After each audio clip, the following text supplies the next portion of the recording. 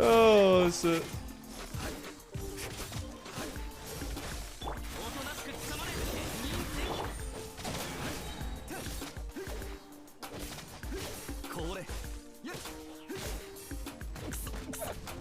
I just totally forgot what the fuck was going on.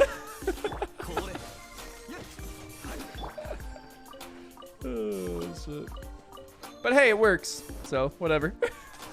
Hello everyone, it's Jinx and I'm a Genshin Impact math guy now. So as you can clearly see from the intro clip in this video, Tuner has been doing a lot of testing on the new Cryo comps, the perma-freeze comps that come with the new 1.2 Cryo sets. As he showcased, the potential for them to be able to basically perma-freeze enemies and trivialize difficulty in the game is insanely high. Now he has been doing a lot of testing, as I mentioned, on these kinds of Cryo comps and freeze comps, so if you want to go see that live, be sure to go check him out at twitch.tv/tuner. Just a reminder that we are business partners and we do share revenue, so any of the Twitch primes, the subscriptions, follows, anything like that over on Twitch does help us both out quite a bit. Now these perma-freeze comps have always existed, but until the 1.2 Cryo set came out that gave them a nice spike in damage to give them more competitive damage output, they weren't necessarily worth it. But the new Cryo set's 2-piece gives you 15% total additive multiplier to any cryo damage, and the 4-piece set gives you 40% crit rate against frozen targets. So let's talk about the Cryo comps, freeze comps, the new Cryo set, and talk about why Kaeya is the best option for a Cryo Carry, not Chongyun. I know, I promised to stop making videos literally right before units leave the Star Glitter shop, but I'm real bad at time management. In my defense, we have mentioned this in previous podcast videos before, as well as talked about it on streams, so we have mentioned this before today, I just couldn't get around to making a video until now.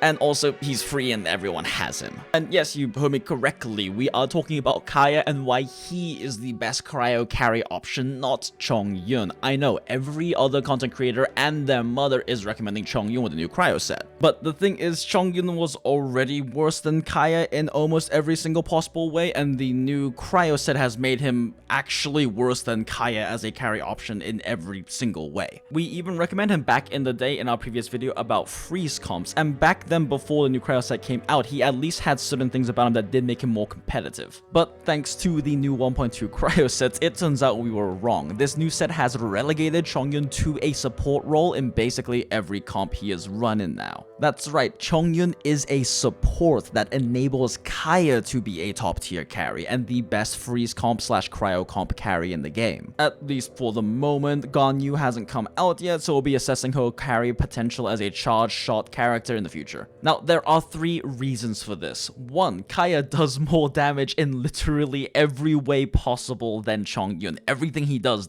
more damage. Reason 2, Kaeya does not shatter enemies, so he maintains 100% uptime on the new Cryo set as well as Cryo Resonance. Unlike Chongyun, who does shatter, which seriously hurts his uptime on this extra 55% crit rate. And 3, Kaeya is currently in the Star Glitter shop, and his C1 and C2 are both very good. Now, over the course of this video, we are going to go more in depth with each of these points and explain them in full, along with the math behind them and everything. And after we cover the reasons why Kaeya is just mathematically the much stronger carry option than Chongyun, we'll also go over some recommended team compositions. Okay, so let's start with the first point, which is that Kaeya just does more DPS in literally every form and fashion than Chongyun does. His basic melee attack DPS is higher, his ability damage is higher, and his ult DPS is higher. Now, don't take the motion value per seconds on screen as absolute truth, because these were relatively low iteration tests just to get a comparative ballpark between the two.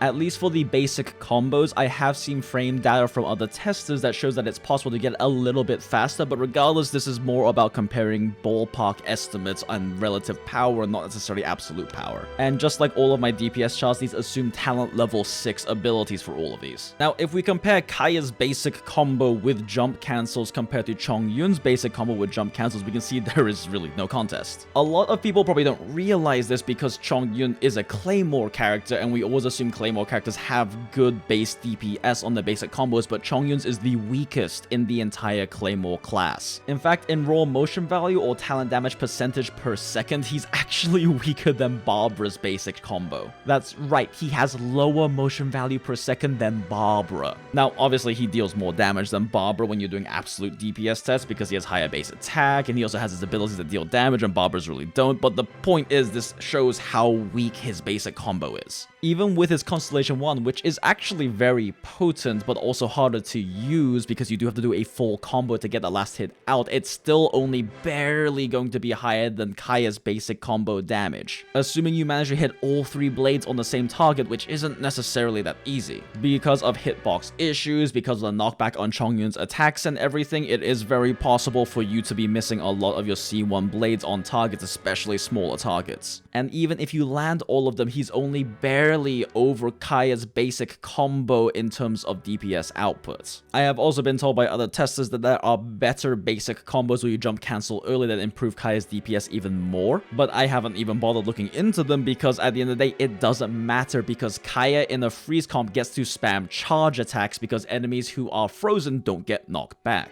In fact, this is one of the big advantages of freeze comps for any kind of longsword carry unit is that it enables you to spam charge attacks. And Kaeya's stamina usage per second is so low on his charge spam, it's very easy to go back up to full stamina when you're rotating through your other character's abilities in between each charge attack spam on Kaeya. And because things are frozen, you don't need to dodge that often. I do personally use freeze comps to enable physical Kaching to spam her charge attacks as well as providing the cryo she needs for superconduct, although I won't be covering that particular team comp in this video because honestly it's long enough already. If you want to see it in the future, just leave a comment or something. The TLDR is that Kaeya is just going to be better for his basic combos, especially because he has access to charge spamming on frozen comps than Chongyun does. On top of that, Kaeya also gets access to much better ability DPS. Assuming Kaeya is going to be ulting off cooldown at 15 seconds per ult, which is very easy to do when Kaeya and Chongyun are in the same team because they're generating so much cryo energy for each other. He is looking at about 100 motion value per second, a little bit over that, assuming you get maximum damage instances from his ults. Also, we did test it, and moving either clockwise or counterclockwise around an enemy while Kaeya's ult is active doesn't actually get you more hit instances. There is a hard cooldown on how many hits you can get per period of time on Kaeya's ult, so even if you are making the crystals hit enemies more often, you won't get extra hits past that limit. For those curious, this is exactly 14 hits. You get 13 to 14 hits if you land both the initial and the last burst of damage on an enemy, and then also get every single one to hit. It's weird, sometimes you get 13, sometimes you get 14. The 14th hit seems to only be guaranteed if you're positioned at a slight off angle to an enemy when you pop his ult, but regardless, the point is 14's max hits. Now, with Constellation 2, you can get to a max of 15 seconds on his ult, which massively spikes the total damage per second it can do. We will discuss that more in point 3 when we're talking about Kaeya's constellations. Now, if we compare Chongyun's ult damage being spammed every 12 seconds, it is literally half the DPS. The one advantage I will say that his ult has over Kaeya's is that unlike Kaeya's, which is over the duration of 8 seconds, Chongyun's is front-loaded instantly, so it is better burst damage. Now, having better burst damage does have value in and of itself, but at the end of the day, Kaeya is going to be doing twice the DPS, assuming both are ulting off of cooldown, and Kaeya's has better AoE. Yes, you can triple melt Chongyun's ult if you use it immediately after a Bennett ult, but even if you melt all of the hits, it's still dealing less DPS total than Kaeya's ult is. Remember that reverse melting where you do cryo after pyro only has a 50% damage increase plus an increase based on elemental mastery. Also, you can still melt Kaeya's ult as well with different combinations of units, so it's kind of a moot point. And then also, Kaeya has better E-spam than Chongyun does because his is at a 6-second cooldown and Chongyun's is at a 15-second cooldown, and it does more damage per hit than his does, and it's still, again, bigger AoE. And it also just at baseline generates a lot more energies than Chongyun's does, and also this is excluding that his Ascension talent can make him have even more energy gen on his E when he freezes targets with it. And his other Ascension talent makes it heal him, and this is most important on a carry unit because they spend the most time on field and therefore have the most chance to take damage. Now, I know that there are already going to be comments talking about, oh, you're just a Kaeya simp, you just like the funny tanned boy, so that's why you're saying all of this. I want to be incredibly clear about something. Kaeya is my least favorite character in this entire game. I hate his personality. The funny, oh, I'm too cool, look at how chill I am, haha, ice puns kind of personality is my least favorite in any kind of fictional character.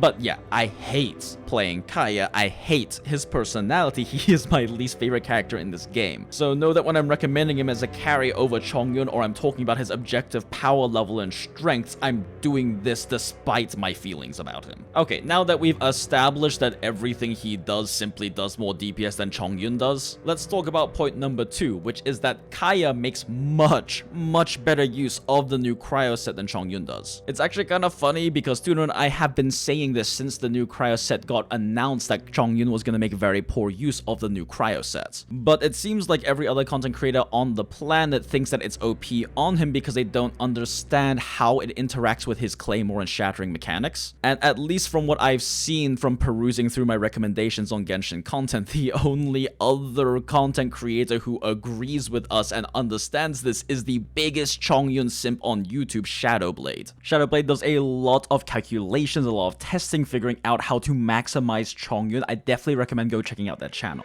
ShdwBld has simply done significantly more math and testing on Chongyun than I could ever even imagine to do, because frankly speaking, Chongyun math doesn't necessarily interest me too much, so I haven't spent much time on it. But if you want to learn more about Chongyun, you want to see all the calculations involved with him, you want to see how to maximize his potential if you do want to use him as a carry, be sure to go check out ShdwBld's channel. So let's explain real quick the basics of why Chongyun makes terrible use of the new Cryo Set bonus. This is because Chongyun is the first time we ever have said for a character, man, it's a real pity they use a Claymore. Because when you hit an enemy that is frozen with a Claymore, you shatter them. And then when you shatter them, you do remove the cryo aura from the enemy that enables the 4-piece set bonus to do anything. And then on top of that, because Chongyun's E has an internal cooldown, basically what this means is that every attack does not actually apply cryo elements due to there being a cooldown in between applications of cryo from his E. You aren't even going to be reapplying cryo on the next hit, enabling the 4-set bonus to activate again. Now, the mechanic in the game that a lot of people may not know that makes this very significant is that the Cryo 4-set, just like any other similar passive such as Lion's Roar's passive, such as Dragon's Bane's passive, Thunder Soother's, Lagava Walker's, etc., these stat bonus against an enemy that is affected by said status bonuses do not apply to the attack or ability that applies the status. This means that when Chongyun applies cryo to a target and either cryos them or freezes them with his basic attacks, that attack does not get the 20 or 40% extra crit. And then whenever you shatter the enemy, you're burning that cryo status, so you do get the 20 or 40% on that hit, but then the next hit doesn't get the bonus. And then because of the internal cooldown on Chongyun's E, that next hit isn't even going to cryo or freeze the enemy, the hit after it will if you're attacking at max speed. Basically, every time you shatter something, you are losing the Cryo Set bonus on the next hit you do minimum. The only exception to this is the very first shatter you do after you freeze something with your E. In fact, in ShdwBld's video where they do talk about how the Cryo Set is a trap for Chongyun, ShdwBld has done a lot of in-depth calculations and testing on how good the Cryo Set is and what its uptime on the crit rate looks like on Chongyun. Now, I'm not going to go super in-depth with all the calculations because if you want to know those, you should just go watch that video, link in the description. But the relevant TLDR is, when Chongyun is the only cryo source on the field, he is only getting 15.38% effective crit rate from the otherwise 40% you get from the 4-set bonus. Now, this is testing at Constellation 0. At Constellation 1, he does get slightly higher uptime, spiking up to about 21.54%, which is just barely over a 50% uptime. And then when we also add in Kaeya's ult on top of that, which is the best case scenario for Chongyun having uptime on this new Cryo Set, we can spike to about 30.77% effective crits. Now, keep in mind, this isn't going to be a consistent thing. This is basically the highest it can possibly spike based on certain conditions. Also, keep in mind that these calculations also assume Chongyun is being selfish and taking field time the entire time, which does lower Kaeya's support DPS because he's not spamming his E off cooldown, which also means you're getting less energy overall. Conversely, when Kaeya is instead the carry on field, not only is he spamming his E off cooldown, therefore giving more energy to both Chongyun and Kaeya, he also just has almost perfect uptime on the new Cryo Set and Cryo Resonance. And on top of that, Kaeya just simply does better DPS than Chongyun does due to his access to charge attack spam, even when Chongyun is Constellation 1. In fact, according to ShdwBld's calculations, it's just better to run Gladiators on Chongyun than the new Cryo 4 sets. Again, I'm just TLDRing the relevant information that's useful for this video. If you want to know all the full nuances and details, just go watch the video. Link in the description to the video. You should definitely go watch it after this video. And honestly, if you ever do anything with Chongyun in any of your team comps, you should just go check out ShdwBld's channel, because they are by far the biggest math simp and have done the most testing on Chongyun than anything I've ever seen.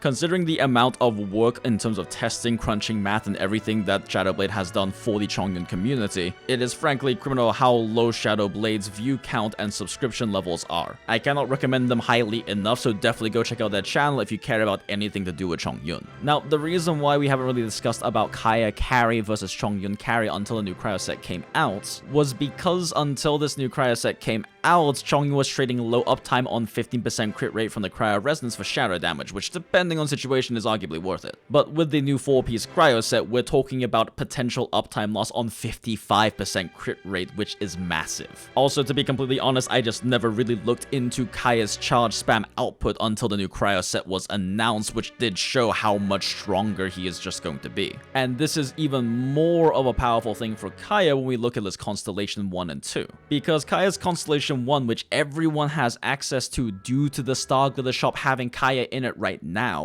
gives you 15% more crit rate when an enemy is cryoed on your normal and charged attacks. So Kaeya is going to have almost 100% uptime on 70% more crit rate for his charge spam, which as we've talked about is pretty strong. On top of that, Kaeya's Constellation 2 is one of the more powerful but conditional constellations in the game. See, when something dies while Kaeya's ult is active, its duration gets increased by 2.5 seconds up to a max of 15 seconds. Yes, this means he can have 100% uptime potentially on his ults. And of course, having 15 seconds instead of 8 seconds duration simply means it can do a lot more damage. Now, one thing I do want to note is that even though this is worded the same way that Gambler's 4-piece and the Bloodstained Chivalry 4-piece is worded, it does not function the same. In order for Kaeya's Constellation 2 to get the duration increase on his ult, something simply has to die while the ult is active. It does not have to get the last hit. On the other hand, Bloodstained Chivalry 4 set as well as Gambler's 4 set requires the unit with the artifact set to get the last hit on an enemy in order to activate their passives. Now, this does lead into an issue where against certain enemies, it's entirely possible for Kaeya's cons to not do anything because it is conditional on things dying. So in the current Abyss 12-3, where you're fighting for 2s with 200,000 plus health, against bosses and against things that just die slowly, you may not get any value out of this Constellation 2 because again, it is conditional on things dying. And you could make the argument that because things like Abyss 12-3 with very high HP, very low count enemy counts you have to clear through are the most difficult content in the game, this Cons 2 may not see a lot of value. But this does have value in things like 12-1 and 12-2 of the current Abyss, because in those, the enemies aren't necessarily too difficult to kill, there's just like 40 you have to kill between both halves. At the end of the day, the potential on Kaeya's Cons 2 is very strong, but realistically, you may not necessarily get value out of it due to its condition on things having to die while Kaeya's ult is active.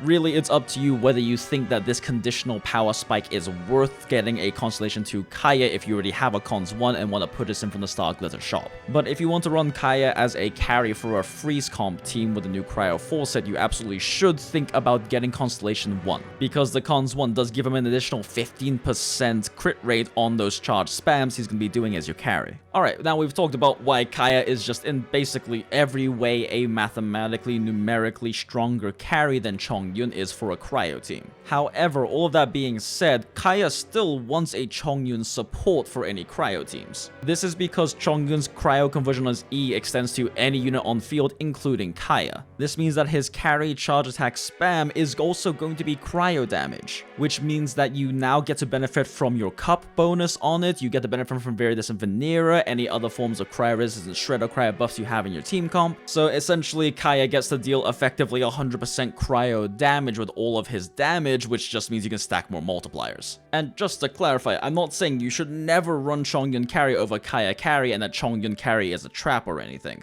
Tuner and I are the first person to say it's a game, play how you want to play and play what's most fun to you. If you like playing Chongyun Carry, play Chongyun Carry. Tuner especially is the last person to ever say you should only ever play the meta top DPS picks, he's a Noelle main. And I regularly run Xinyan Constellation 2 in anything except for Abyss 12 because I just find her really fun despite her actual damage ceiling being at best okay. The entire point of the past 20 minutes discussing Kaeya versus Chongyun is not to say you should should never play Chongyun because it's a trap and he's weaker than Kaeya. The point is to arm you with the objective information that Kaeya is the stronger carry option in the Kaeya plus Chongyun synergy, so you can make an informed decision when choosing to play Kaeya versus Chongyun, which is all we look to do in this channel, to give you the information so you can make informed decisions. If you want to play Chongyun carry because you find him fun, go for it. It's a game. And I hate that we have to say this so often in our videos, but please just don't be a dick about it. If someone wants to play Chongyun carry because they think it's fun, that's fine. But if they're playing Chongyun carry because they think he is the stronger option versus Kaeya as a carry, or they've been misled by other people who haven't done the math on it, then that's what this video exists for. It's to inform people what the mathematically stronger choice is if that's what you care about. So now that we've established that Kaeya is the better carry option and Chongyun is instead an enabling support that allows Kaeya to do even more damage, let's briefly talk about team compositions for these kinds of cryo setups. Now, before we do get too deep into this, I do just want to clarify that even though Kaeya is going to be getting this 70% crit rate and can build heavy crit damage, and even though Kaeya does have good ability damage and does have strong charge attack spam damage he has access to because of the freeze comps, in terms of pure DPS output, these comps aren't going to be competing with the top DPS options. All things equal, this will not be Klee or Diluc with vaporized teams. This will not be child carry teams with Zhangling or special C6 supports. These will not be Venti, Jean, Wombo combo, oh my god, look at all this base DPS teams. This is not going to beat these top DPS teams because you're trading damaging reactions and trading better base damage units for the ability to perma-freeze things and trivialize game difficulty. But it is balanced in the fact that these just don't have the same potential DPS ceiling as things like a Diluc or Klee vaporized team. At least according to any of the calculations that we have done, as well as any we've seen from other theory crafters in the community. And this is perfectly fine and a good thing because it is balanced. A perma-freeze team should not be beating these more glass cannon pure DPS setups. Freeze comps trade DPS potential for the ability to perma-freeze things. Okay, I know I repeated myself a lot there, but I just wanted it to be very, very clear. Alright, so there are two team comps we do want to talk about in this video. The first one is the close to free-to-play, much easier to put together team, and the other one is, well, the team you run if you have the units for it. Let's talk about that one first because it is, well, the stronger team. So the core of both teams is, as we've been talking about this entire video, the Kaeya plus Chongyun synergy. Kaeya is going to, as we've talked about, be the carry in this team, meaning he is really the first one you want to be investing heavily into damage-wise, get him a plus 16 set, all that kind of stuff. And of course, we're getting him a 4-piece cryo set. Now, due to the raw amount of crit rate he is getting from not only the cryo set, cryo resonance, but also potentially his Constellation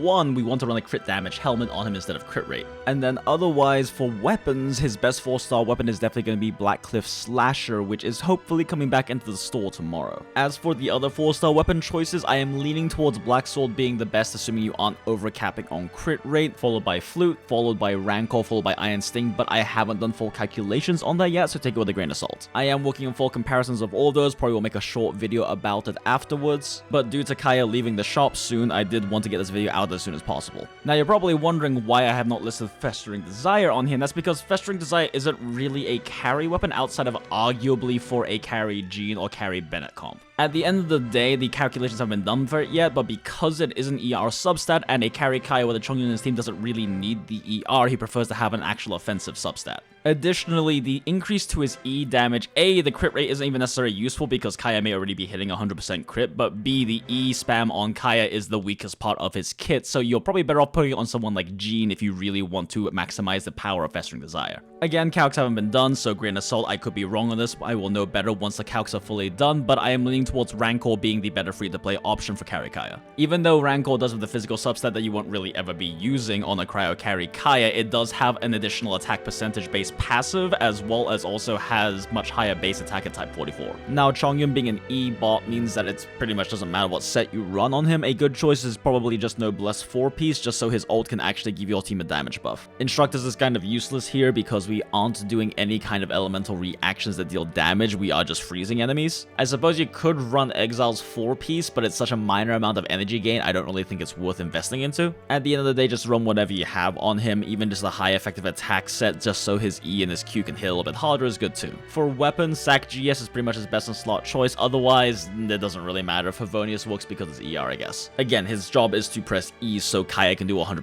cryo damage. Now, this is a freeze comp, so we do need some kind of Hydro enabler in order for us to be freezing things. And the best option for that is Xingqiu. We do have a previous video about Xingqiu and why he's so powerful, so be sure to go check that out if you're curious about builds, curious about how to run him, etc. Compared to the other Hydro enablers, he just does a lot more damage in this particular setup. Mona is another option if you have her somehow but don't have Xingqiu, but out of the 3 off-field support Hydro enablers being Barbara, Xingqiu, and Mona, she has the worst actual Hydro uptime because her E doesn't have a very long duration, and her ult isn't really doing that much in this comp because good Mona comps do require you to build a lot of burst damage you can fit into a 4-second window, and this team just doesn't really have that. Mona isn't really good for these kinds of freeze comps compared to Xingqiu. She is really more meant to have comps built around her ultimate and double vaporizing her ultimate for really big number. Outside of those specific Mona compositions, Xingqiu tends to outdo her in basically every other comp. And then the final slot is, well, we need a healer, and ideally we want Viridescent Vanilla as well because we are outputting so much cryo damage. The resistance shred on 4-piece Vanilla is very nice for this team. Fortunately, Jean consolidates both of these roles together, which is really nice. I'd recommend running 4-piece Vanillas on her, as well as running the new sword, the Festering Desire, or just any ER sword on her. Since she is solo Anemo right now, she's not going to have great ult uptime otherwise, unless you have really high ER substats on her. Now, honestly, especially if you have C1, Bennett is probably still stronger than Jean here, just because his attack dump that he gives his entire team is insane. And he can melt his ult, and he's just kind of ridiculously busted, but we are trying to work out more Bennett-less teams in the game. Bennett and Venti are kind of the 2 units in the game that you just kind of toss them into any team and they make them better. But in reality, in Abyss, we only get to run 1 Bennett and we have 2 teams, so this team is going to be a nice option for team 2 if you run Jean instead. Again, haven't done full calculations, but it's pretty likely that Bennett gives a bigger damage boost than Jean's Vanilla does in this situation, but regardless, Jean is a good option. Also, if you want, you can just not run a healer because Xingqiu does provide some level of healing, and honestly, this is the only comp I've ever been comfortable with recommending him as the only healing source. Because he does provide a little bit of healing and things are perma-frozen, if you consider yourself skillful enough at the freeze rotations to keep things basically perma-frozen, then you don't really need much healing.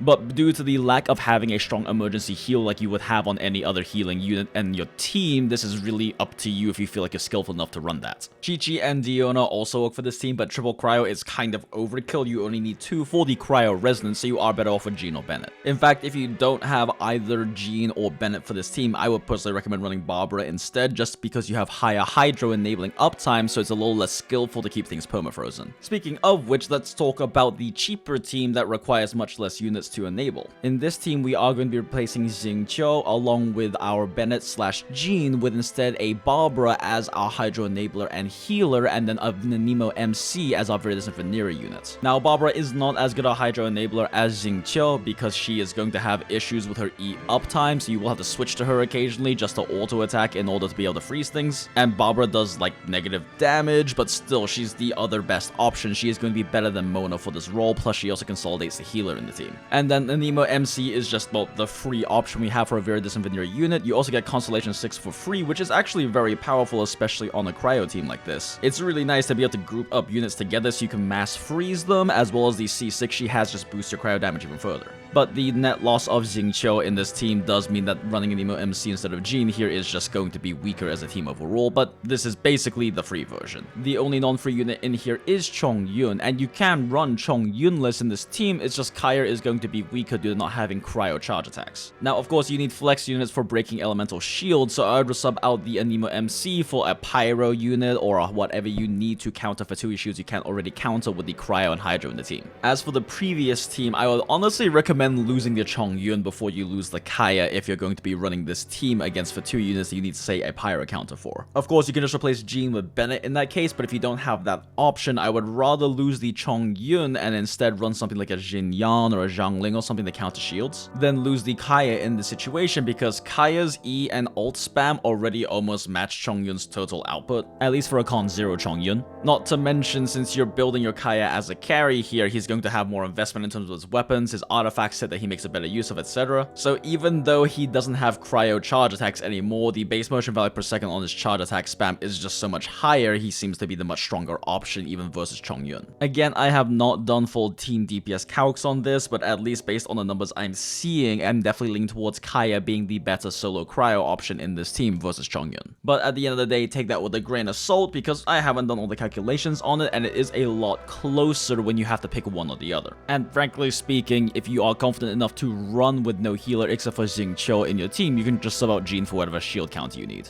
Alright, that's all we got. As always, thank you so much for checking out the video. If this taught you something new, be sure to like, comment, and subscribe, and share the video with all your friends. All these things just help push the video up in the SEO so more people can find it naturally on YouTube. If you enjoy our content, doing all of these things is just the best way to help support us completely for free. And don't forget to check out Tuner's Twitch over at twitch.tv/Tuner. He is live almost every single day, is running a lot of freeze comp, is going to be doing the new event today, and will be live as soon as this video is live. And don't forget, we do have our Twitters. The @JinxMathalos is going to be my personal Twitter, where I post just updates about things, I post what I'm working on, all that kind of stuff, and then the @JinxTuner is the company account run by Tuner that handles channel updates, professional business inquiries, stuff like that. Don't forget, we also have a Discord server, the Mathalos Nest, great community of people, all there learning together, sharing ideas, sharing information, and just a great place to come hang out. And of course, none of this would be possible without the generosity of our patrons. You know, I'm going to say it every single video, y'all the best. Alright, as always, be sure to check the description for links to all the various different things mentioned in the video. Especially make sure to check out ShdwBld's channel because, again, it is just criminal how underappreciated their content is considering how much they've done for the Chongyun community in Genshin. And I think that's